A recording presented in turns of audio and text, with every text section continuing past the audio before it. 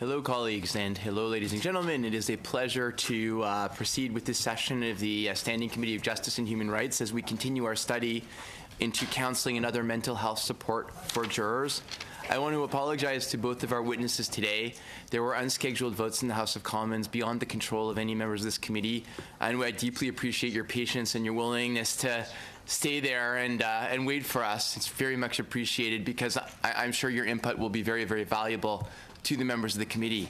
We're joined by two witnesses for this panel. Mr. Daniel Cozine, who is on video conference from Regina, Saskatchewan. Welcome, Mr. Cozine.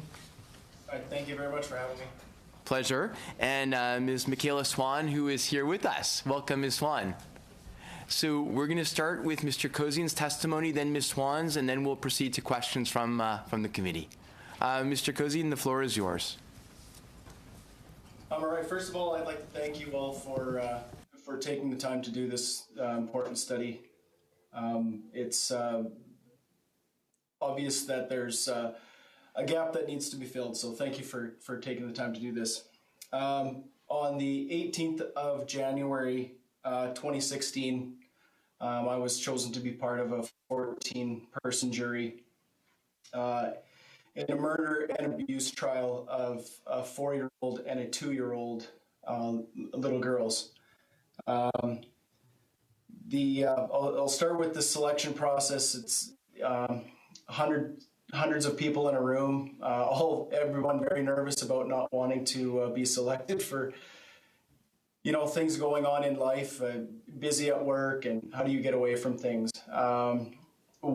We didn't know what trial it was going to be until we got there, and it became very apparent that people really didn't want to be part of this jury for the obvious reasons of it being children. The jury selection took about a morning. We were told right about lunchtime that trial would start at approximately 1:30 that afternoon. So about an hour and a half over lunchtime to get affairs in order and be back at the courthouse, which is not an easy thing to do. So our trial was relatively short, 3 weeks in duration. As with all trials, lots of very qualified and expert witnesses, police officers, DNA people, forensic pathologists, doctors, police personnel, things like that. And I tried to take part of that as a learning opportunity to learn more about what these people do, outside of what we see on TV, on shows, CSI and things like that. What actually goes on, but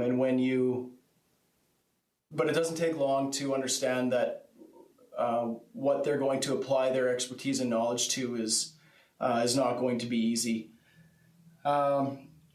We, for 3 weeks, had heard testimony and were shown photographs of injuries to two little girls. The stories have told of what happened and how it happened. And near the end, autopsy photos of a 4-year-old girl. So, I don't think any of the 14 people in that jury box would be particularly ready for seeing those kinds of images. There were 14 of us, every walk of life, from unemployed to educated professionals, an 18-year-old girl, a 74-year-old grandmother, parents, non-parents alike. And so in a way, a nice cross-section of society, but also you had many people in there that may not be ready for what they were about to see and may not, at the conclusion of a trial, be able to access services, which is part of what we're here to talk about today. I'm a teacher in Regina. I've been a teacher for 18 years. I'm now a principal of an elementary school. I think part of this process was difficult for me in that working with children every single day. Over 18 years, I've worked with thousands of families, and we see lots of kids maybe have some tough days sometimes, but to have to see what these people subjected these children to was particularly hard for someone who tries their best to make kids' day every day. So that was particularly difficult. I mentioned the trial was 3 weeks away from work and things like that. It impacts family life during those 3 weeks, and not just on yourself, but on your spouse and your families.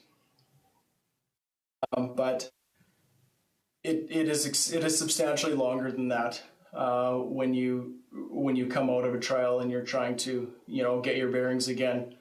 For me, I wanted to go back to work, be back with kids that are well and healthy and happy. I should never have been there. It was a waste of a week, and then we had a spring break. During that spring break, I finally took the advice of the people around me to go and seek counseling. Through that counseling, one of the things that I talked about was the day the trial ended. It was a Friday. It was late on a Friday, and I mentioned 14 jurors. We were told 14 jurors so that if anybody dropped out, there would still be 12 to make decisions. There were all 14 left at the end, and they needed to pull 2 jurors out of the deliberations. Unfortunately, I say unfortunately purposefully because I was one of those that was pulled out and not been allowed to make those decisions. That was extremely hard because after seeing what happened to these little girls, you for 3 weeks to have no say, to have no part of the decision-making process is very tough. I know that at the start, everybody sort of, jokingly said, I hope I'm the one that gets pulled out. And I obviously said it as well. But that last day leaving the courtroom with, thanks for 3 weeks, see you later, was exceptionally hard. I found out the verdict via Twitter on the next day. So to see what happened and be subjected to that and then not be part of that decision-making process was one of the most difficult things for me throughout that. I don't want this, and I've never wanted this to be something where people feel sorry for me, for people to say, poor you had to do that. I believe in our justice system in that we have juries for a reason. We need good, smart people to make decisions that will affect not only the accused but their families and law in the future. So you need juries to do that. But all along I've said that we need to have mechanisms in place to support people if they should need it after a trial. I sought counseling after about 4 appointments with a counselor that does a lot of work with first responders, EMTs and police specifically. He diagnosed me PTSD after what we had talked about, and I told him what we had seen and things like that, and the way I was talking about it, the way I was carrying on sort of daily life. He absolutely felt that was the case. It comes up every now and then in certain ways that you don't expect. Everyone has a little bit of dark humor. And so when you're at a family gathering and the baby's crying and, someone says to, just put some duct tape and duct tape them in the crib or something. And I have to leave because when you see what actually happened to children that were duct taped, it's not a funny thing. And so that happened on a number of occasions until people start to realize that, okay, maybe we shouldn't be talking about that in that way. Going back to work and the rest of the remaining part of that school year, I was very, I did not have a lot of trust in things that were happening with kids. A student would come to school with, with a bruise on their arm, and that might have been from soccer practice or a basketball game. But immediately I'm angry and questioning, did that happen from somebody? Did a parent do that? Did a sibling do that? How did that come to be? When really it was a very natural thing. Someone falls and scrapes their knees. Kids do that all the time, and yet I had a lot of distrust in what was going on with those kids. I'm extremely lucky, and I've said this in a number of forums, privately and in media, that I'm very lucky to be employed by an employer that provides assistance, monetary assistance to people that need counseling or other things. I have an exceptional wife who is brilliant and took a lot on in this process, yet that's not her job. And so the stress that was on her as well to make sure that I was well, it takes a toll on a family. For now, I as I say, it comes up in different ways at different times. I have gotten past some of that distrust. Yet there are times where I, for example, maybe laying in bed, and if my feet cross over, I have to immediately uncross them because of pictures that I've seen, and this is now 2 years out, and those things are still kind of coming up. I can't watch things like CSI, or as I mentioned, or even 2020, W5, things like that, the investigative shows about these kinds of things, because it all it comes back. So I guess in the end, what I've always wanted was a way for jurors to get help should they need it. I understand that not everybody sees these things the same way, and that not everybody reacts to them the same way. We had people on our trial that may have gone back to work on Monday after and said, you know what, I'm glad that's over, and life goes on. But I know that there are people that come out of these trials, and it is months or maybe years after, that they're still struggling with what they've seen and what they've heard. And so to have people that have to do jury duty, to not support them after, I think is an omission. I don't think it's anything purposeful. I don't think it was anybody deciding that. But I feel like this is an opportunity to close that gap, and make sure that these things, that jurors are supported.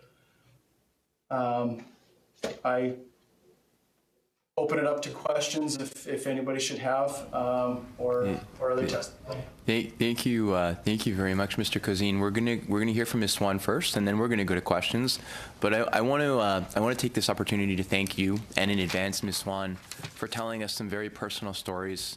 And I understand it's difficult. There's a lot of emotions involved, And it's hard to recollect, but it's also so important for all the members of the committee from all parties who take this issue very seriously and really want to make sure we recommend the right things to hear the kind of effects that being on a jury could have. So thank you so much for sharing such personal experiences.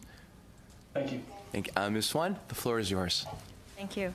And good evening, and thank you for the invitation to share my experience serving as a juror in Canada. And I want to thank you for conducting this study. I truly believe it will improve the experience for jurors in the future. In June 2016, I served as forewoman in the Supreme Court of British Columbia. A teenager was charged with first-degree murder under the Youth Criminal Justice Act. He was 16 at the time of the crime. But I'll backtrack to share my full experience. I've always been interested in the Canadian justice system. I took additional studies during my university education to learn about the history, structure, and rationale for the processes of justice in our country. I am proud of the doctrine of innocent until proven guilty by a judge or a jury of your peers. And the day I received my jury summons on the green piece of paper, I was nothing short of ecstatic. It was my turn to serve. I was fortunate. Navigating the process to get time away from work was relatively seamless and not a financial impact to my family.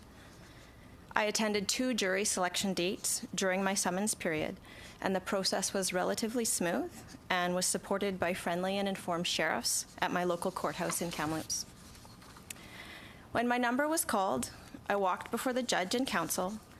The Crown referred to his notes, and the defense just sort of looked at me up and down, and I was accepted as a juror. Not a single question was asked.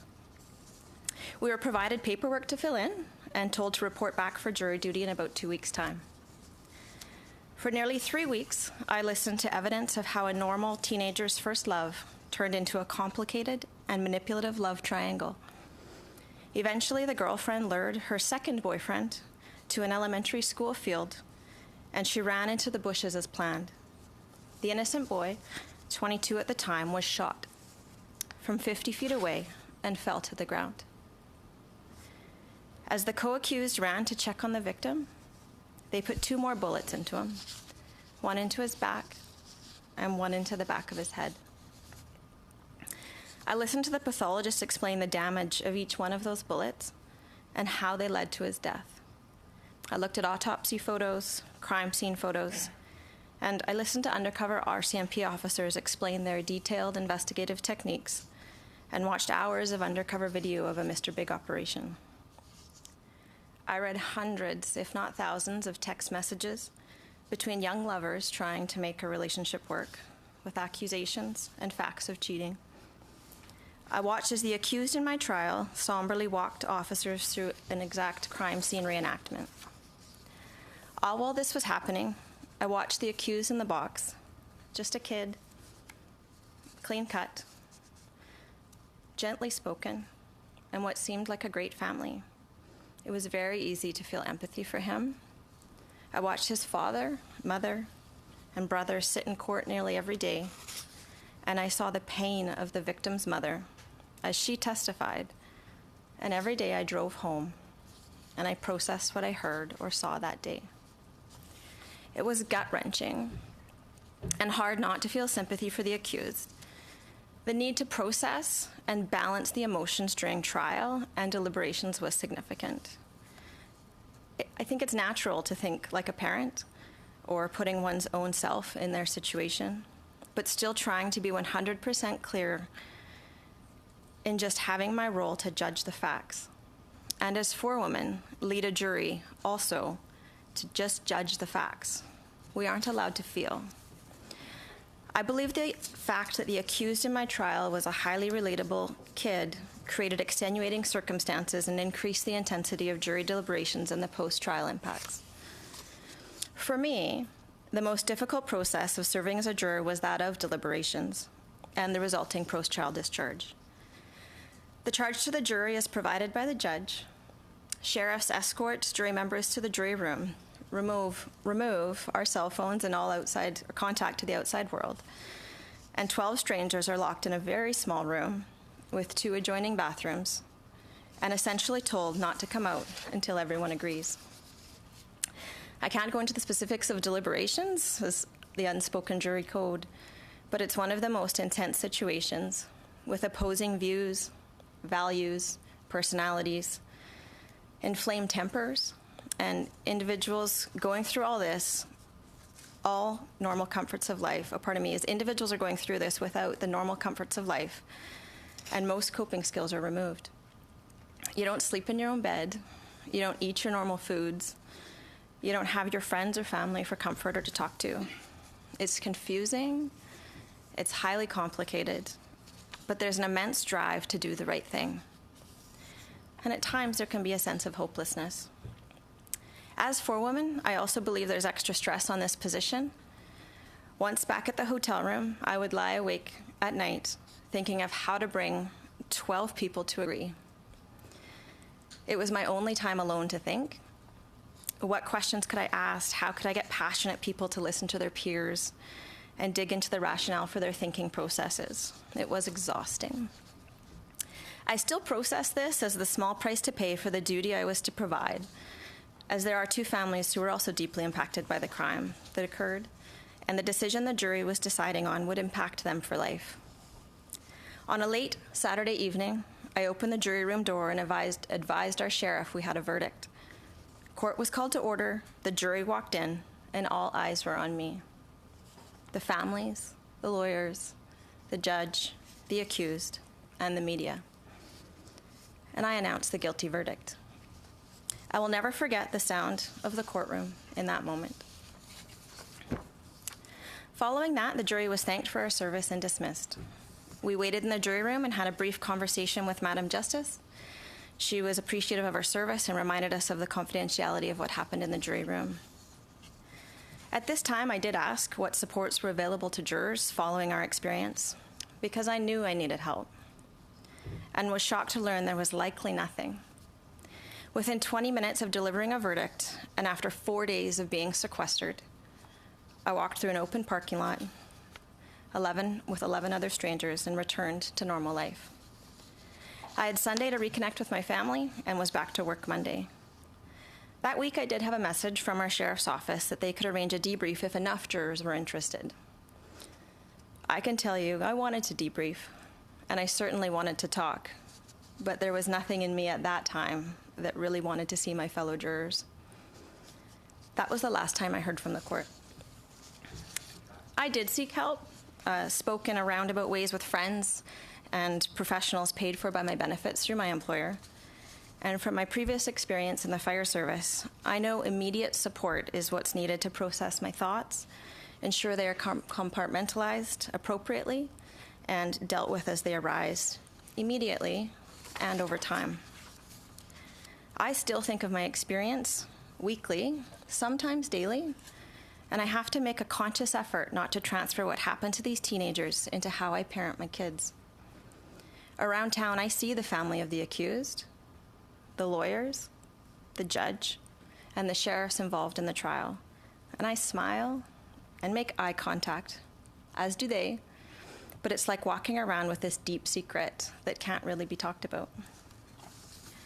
I will be okay. I have a great support system, and I am very proud to have served as a juror in Canada. But I strongly believe mental health and counseling supports immediately post-trial are required for jurors to intervene early and avoid long-term mental health damage. From my own learnings, I have a few recommendations that I'll just summarize. Pre-trial education and an explanation of what the experience may entail. I believe it's important that jurors make an informed choice to serve. Compensation needs to be considered. Although my employer covered my wages, this was a significant stressor for other members on our jury. Jury room configuration is worth a consideration. When spending 12 hours a day or more confined in a very small room with 2 adjoining bathrooms, a breakout room or an extra space to spread out would be beneficial. A standardized jury discharge process is needed. It should include a debrief, information to take home for future reference that identifies what an individual may or may not feel, maybe what's normal, and when and where to seek help.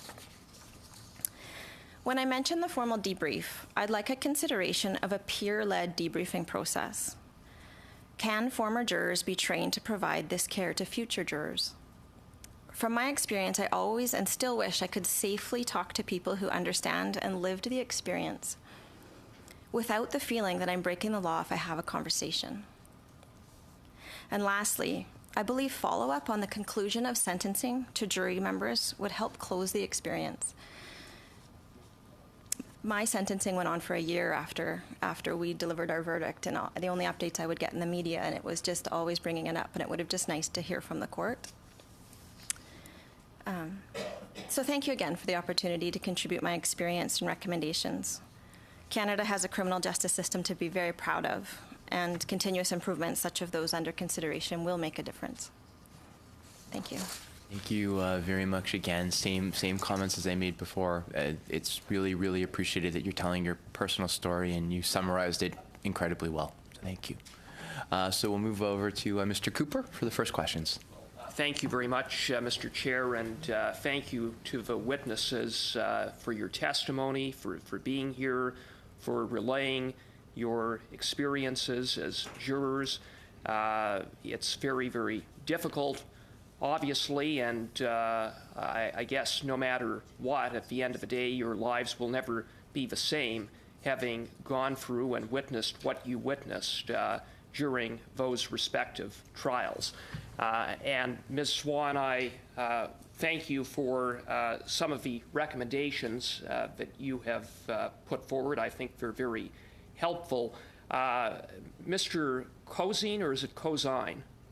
Cozine. Cozine, sorry, Mr. Cozine. Are there any specific recommendations that you have that programs, supports, or other things that, had they been in place, would have made your experience as a juror a little more easier to deal with? Yeah, I would echo Michelle's comments. As time has gone on and things are, you get a little clearer thinking on these things. A peer support, to have other jurors that have been through the process and know and have been there, have been in the tiny jury room, as Michelle mentioned, and have been in those deliberations. The stresses of watching the families in the courtroom, things like that, where only really jurors really know what that's about and how to can maybe give some advice on how to deal with that. I've said from the beginning that a group, some type of group debrief afterwards is essential. We do that all the time in meetings. We have a meeting or we have something that has happened. I can think about it even at school where we have an incident, a lockdown, something like that, and you debrief those things. To debrief it with the people that are in the room with you, to get an idea of what everyone else is kind of thinking and feeling about these things, I think is absolutely essential. After that, I think we're looking at some type of, employers have employee assistance programs, and I don't know if there's a way for each province to have some type of program like that specifically for jurors. I know that becomes a budgetary item, but I would suggest that the budget that would go into that may be far less in terms of the mental health care that could come days, weeks, years down the road. And as an educator myself, I absolutely echo what Michelle says about pre-trial. Going in and standing in front of the prosecution and the defense, not one question asked, and they just say, yeah, you're in. But in that room, we talk a lot about mental health in our day and age. Are there people that maybe are struggling with mental health that should never be on a jury, but by virtue of having a health card, they're selected to go to jury selection? and also some type of way to educate people before they go into these trials, to have some forethought about what they're going to be doing. So Well, I'll leave that to Michelle. Well, thank you. That's very helpful. And I assume that in your case, when the trial concluded, there was no contact from the court, or was there in terms of follow-up or the offering of some support? Nothing? I had none. I had, and again, I was pulled out of jury before deliberations.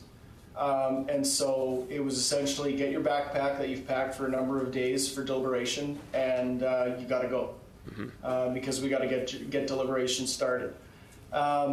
So, and after that, I got one correspondence thereafter. I can't say for certain what the 12 juries, or what the 12 jurors in that trial had. You know, I'm assuming some type of contact with the judge after, but nothing formally, no. Okay, thank you.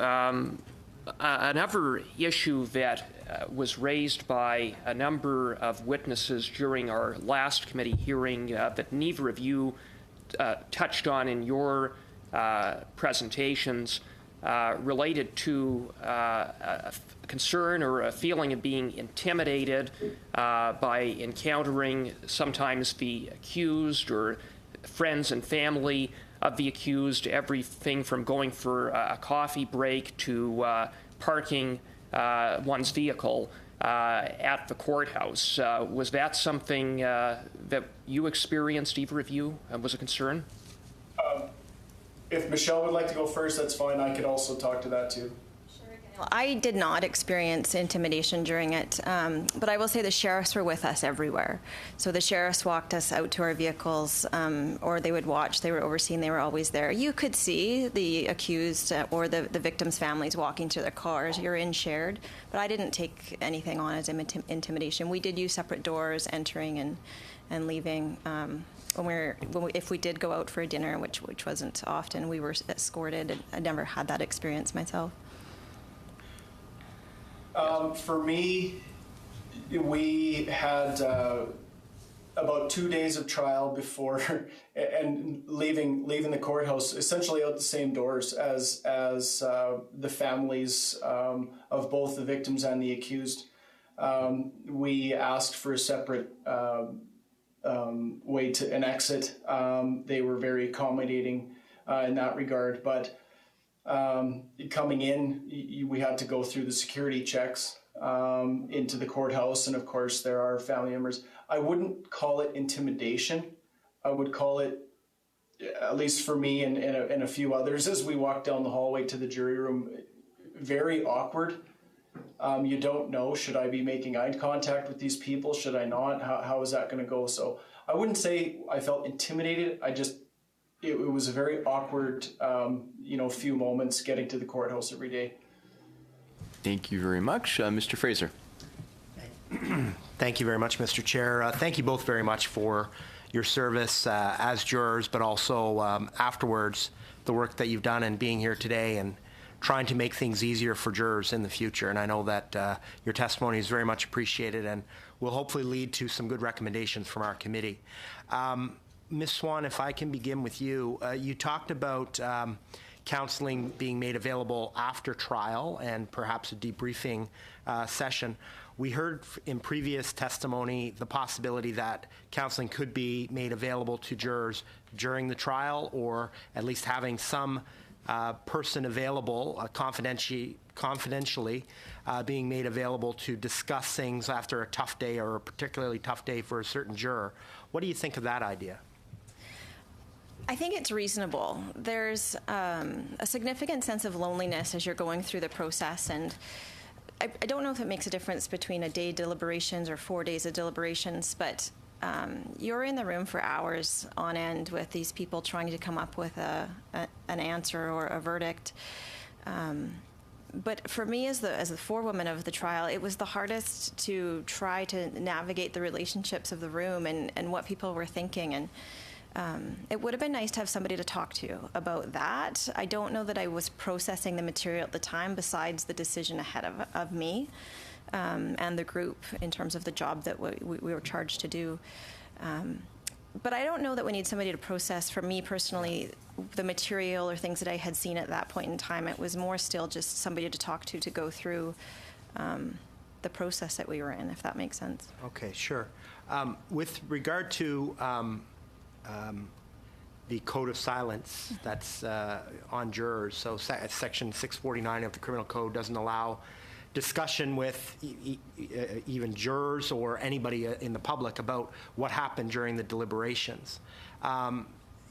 Ms. Swan, you described the difficulty that you had as the foreperson to try to come up with a unanimous sort of position. And do you think that having an exception in the criminal code to allow discussions with a mental health professional after the trial to discuss deliberations, if that would be of any assistance, would that have helped you, or do you think that might be a useful thing to do? I think absolutely it would have helped me. Even in my sessions or things that were happening, there was always a sense of the things that I couldn't talk to. And it wasn't even about, the contributing factors that made me think guilty or not guilty. It was just the feelings or the emotions or the empathy that I just wanted to talk to about, and I still want to talk about, but I just feel it's breaking the law to do it. Mm-hmm. And so I just personally don't talk about it. Fair enough. And Mr. Cozine, if I can turn to you, and I understand your experience with the jury was completed before the deliberations took place. So you had talked about if there was a debriefing session that it would be available for all jurors. I assume that you mean for anyone that served as a juror through any part of the trial. Yeah, if you were going to have a debrief session, obviously for me, being not one of the people deliberating, obviously I would want to be part of that. I understand what Michelle is saying in terms of just that there becomes, whether rightly or wrongly, a very tight kind of bond with jurors that have deliberated, and I've talked to other jurors that have deliberated, and it's a very different kind of feeling. For me, I know that there would be a sense of feeling awkward about going back in with those 12 jurors, and I'm number 13 or 14. Having said that, being not able to be part of that process and that decision making, there are so many questions that I have about how they came to the decisions they came to, and yet the feeling of not being able to contact or talk to other jurors about it, those questions I don't know will ever go away, unless you're able to do that. So to be able to debrief, especially, and include jurors that have left that trial for whatever reason throughout the trial, especially if you're one that's pulled off before deliberations, I think is very important. Given that the experiences of jurors are different depending on the individual, and as Mr. Cozine explained, depending on their background perhaps, which can be quite varied in a trial, but also that some jurors will have served through the entire period where some wouldn't. Do you think it makes any sense for any kind of debriefing program to be an individualized thing rather than a group exercise? I'll open it to you, Mr. Cozine, and then to Ms. Swan for her thoughts. Okay. I think it would be important individually also to be able to talk to somebody from court services. We had an amazing bailiff that sort of guided us throughout the whole trial, and it would be very interesting to take some time with him for him to sort of tell us as individuals. Now that trial is over, here's what you can talk about. Here's what you shouldn't talk about. Those kinds of things. As an individual, certainly would be valuable. I would think. Yeah, I would agree. I do think there's a need for a group discussion at some point. Okay. Even the judge coming in after we delivered our verdict, that was a healthy thing for us just to decompress. It was almost 11 o'clock on a Saturday night, but we wanted to get home to our own beds and our families. But I would have liked to come back even the next day or a week. I sort of went through a period where I wanted to be with that group, and then I was like, oh, I need some space, and then I wanted to come back.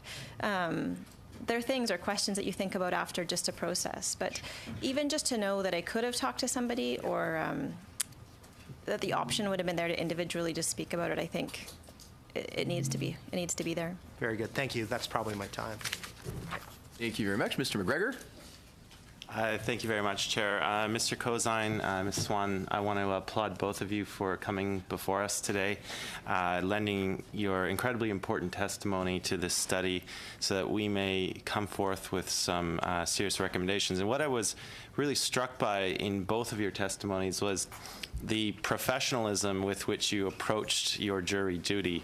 I've had the privilege of meeting a number of first responders in my job as a member of Parliament, and the discussion of operational stress injury and PTSD has been a frequent topic. But it's important to remember that these people are people who volunteered to enter their service. They are professionals, and they have those professional supports. And a lot has been learned over the last 10 years of, as you alluded to, the need to address PTSD and mental health at an early stage with strong supports. And Mr. Cozine, maybe I'll start with you and then get you to comment, Ms. Swan, because Mr. Cozine, you alluded to the costs that can come later on, especially when you were referring to the investment that should be made in mental health supports. And I'm just wondering, you were lucky enough to have those supports through your family and your work, but to other jurors who may not have been as fortunate as you, can you just explain to this committee what the costs to society could be later on if those mental health issues are not addressed from a juror's experience at a particularly gruesome trial? I think it's important to note that not everybody sees and reacts to these things the same way. I'll take one individual on our jury, for example. 18-year-old girl, just graduated high school, did not have a job at that point. So there's no chance for her to have any sort of outside, work help to pay for anything. Having said that, there's when you do this, I know that if I didn't have that support through that and through family and things early on, there's a very real sort of questioning yourself, and I would suggest even a bit of depression that comes along with not being able to talk to anybody. And so I think that when you have someone like this 18-year-old girl who really struggled, she went into the media also, talked about it very briefly, but after any chance of trying to contact her went unreplied. And you always wonder, like, how is she doing now, and has she been able to seek that help?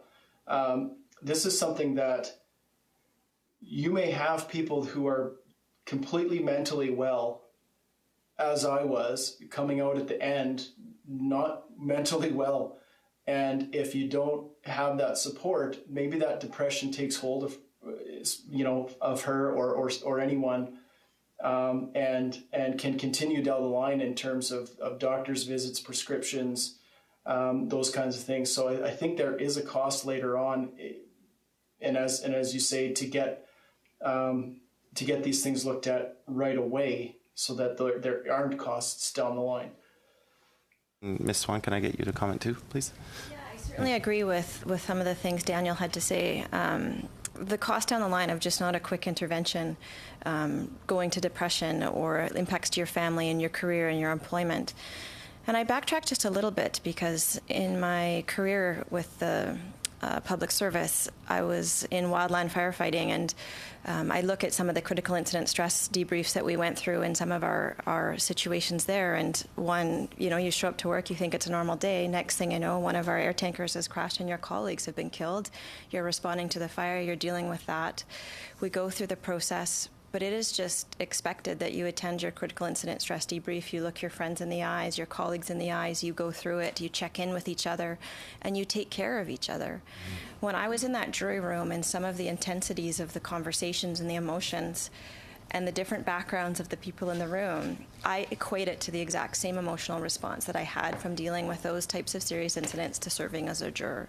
And it just needed to be talked about and processed to take away from any of that PTSD, or just a proactive response. It may still happen, but if we can just get a way to work through some of those feelings in advance, it would be better.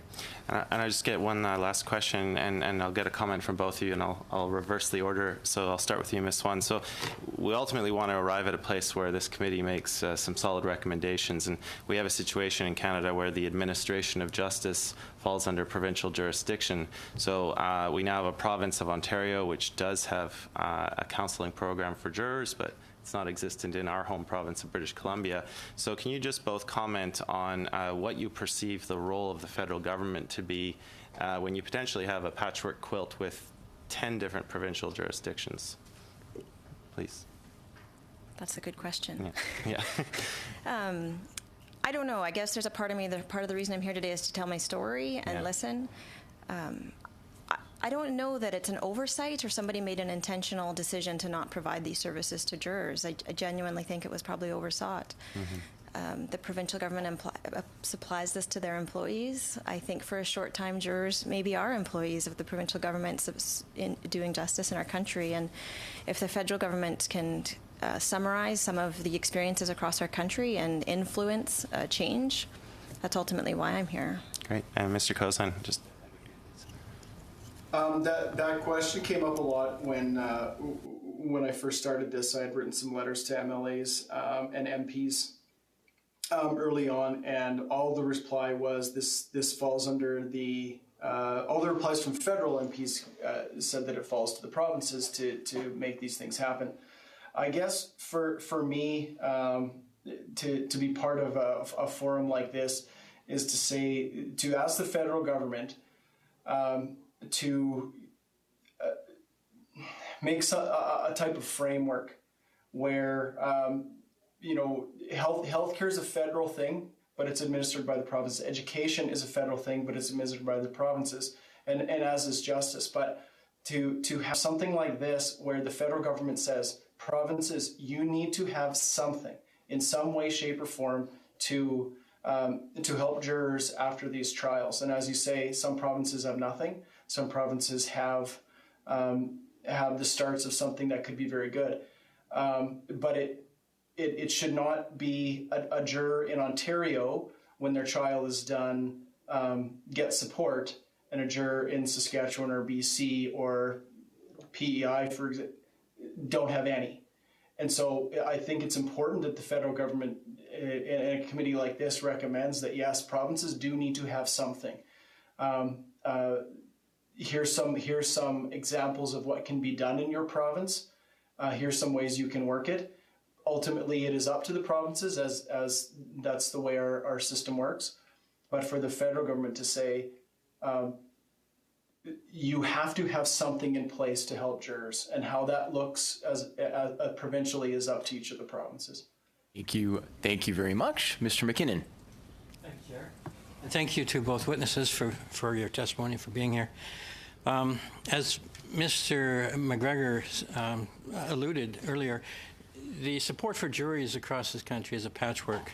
So I have a little bit of information from some online research about Quebec, Alberta, and BC. Now, BC looks like if at least 6 jurors from the same trial ask for help, you can get a 1-hour counseling session. Quebec, a judge can approve the cost of 5 one-hour sessions with a psychologist if jurors present a prescription.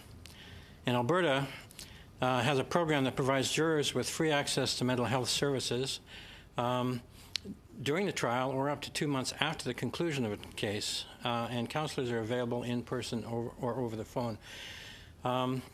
So I guess, Mr. Kozine, are you aware of what's available in Saskatchewan? And I would appreciate if both of you could comment on which of these choices, and I'm guessing it's going to be Alberta, would be the best best approach. So please, Mr. Kozan. As far as I know right now, Saskatchewan does not have any supports that are not mandated by the judge. So if the judge doesn't say yes, you need to go and get something, there's nothing.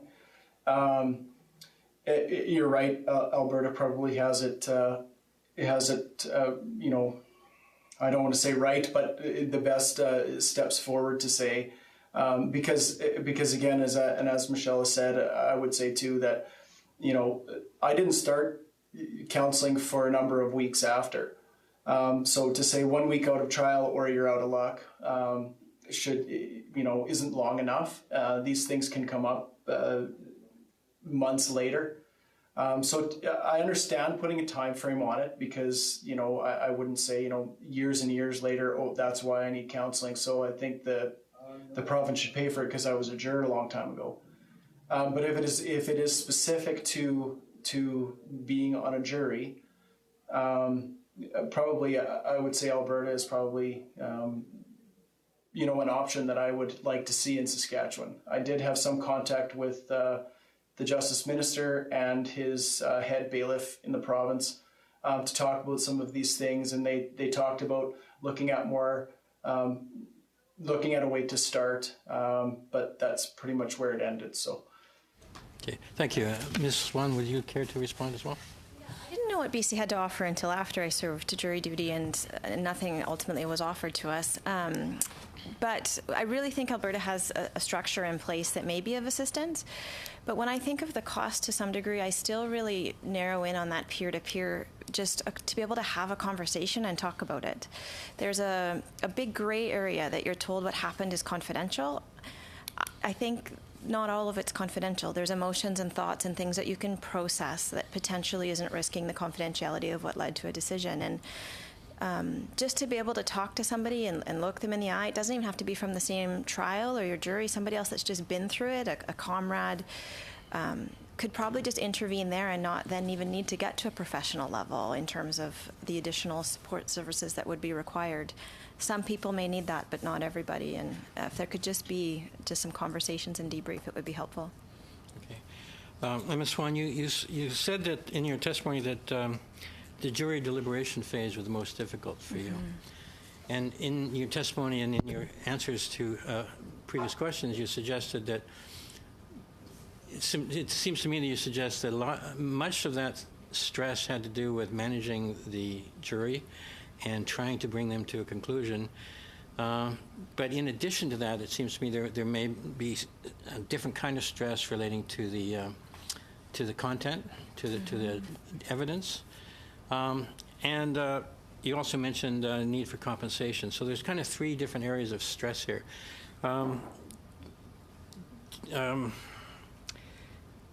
What would you say that the counseling is needed for all of these different kinds of stress? Would you deal with each of these kinds of stress in a different way, or? Well, again, I think they're going to land on every juror very differently. For me, as the forewoman, it was processing the material and the evidence that you're seeing. It was processing it and providing space in my own mind to come up with my own decision, because that's still my own individual decision, not that of the other jurors around the room. And then still, when there's silence in the room and everybody's sort of staring at the walls, how do we continue to plug through the job that we have to do to come up with a verdict at the end of the day? I bring up compensation because it was stressful to some people, as especially as you keep going and going, and that sense of hopelessness that we may be a hung jury or things like that. And it's Saturday, people want to get back to work or back to their family lives, and everybody processes that differently. Would you see that as a forewoman, that your attention to managing the jury gave you a little bit of space to kind of stand aside from the evidence a little bit? Do you think that gave you a little bit of protection? No, I would say quite the opposite. I didn't have space to process the decision that I needed to do because I was sort of worried about the people in the room. And I don't know that that's just being a forewoman. Maybe that's being a mother and taking care of people's needs that are in the room and knowing and listening, because you become quite tight-knit when you've spent, over 3 weeks of our time together. But there just needs to be a little bit of time. It's an intense situation in a small space. And maybe it's even consideration for breaks or time away. Like, you can't just get up and go for a walk by yourself. It's like, who wants to go for a walk? And the whole group goes for a walk. You always are supervised. You're supervised when you go to the bathroom in terms of what's there.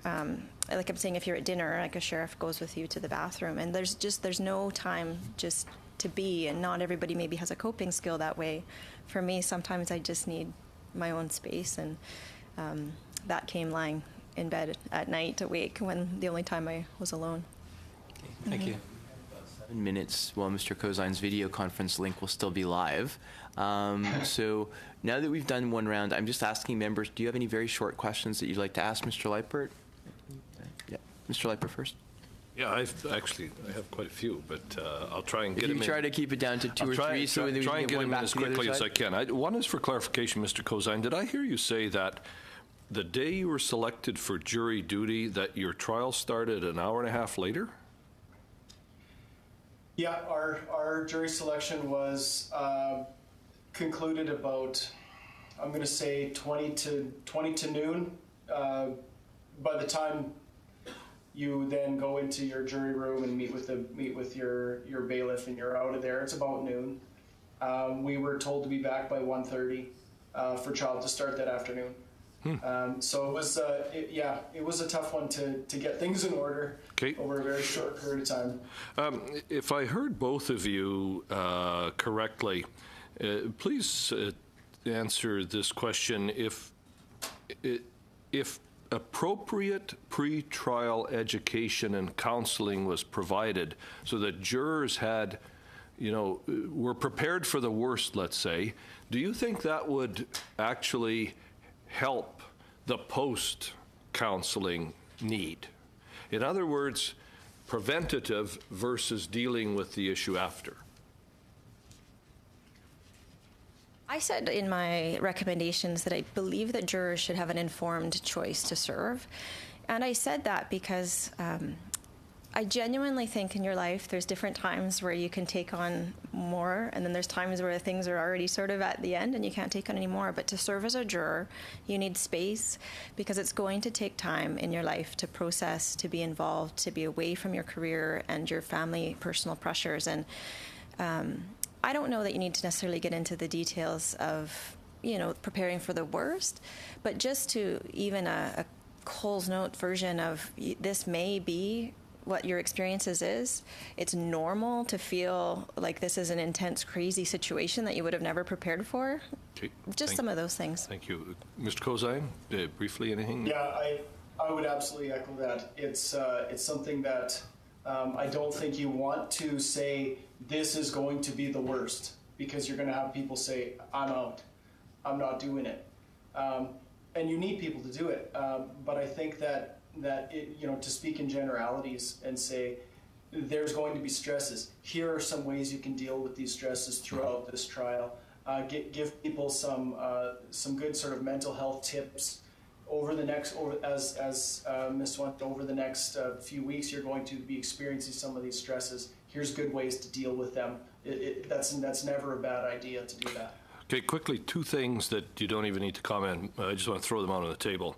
Would a change to the EI system, where if someone was selected for jury duty and the minute you were selected for jury duty you were eligible for EI, be a reasonable compensation model that could be considered? And secondly, Mr. Cozine, you had a unique experience by being the 13th or 14th person. Do you have any recommendations on how that can be improved upon? As an example, does it make sense that a jury, the 12 are selected and then they select 2 additional ones and you're a reserve or something like that? I guess if you have any quick comments on either of those, please feel free to answer. If not, I just throw them on the table because my chairman's probably waving his finger at me if I have the courage to look at him. Never wave the finger. Sure. Mr. Cozine, did you want to answer that? Sure. I think that I think by having 2 people designated as reserve would help in the end to know that if you're going to be off. I also think that I wasn't in that deliberation, and I can't understand the stresses that Ms. Swan had.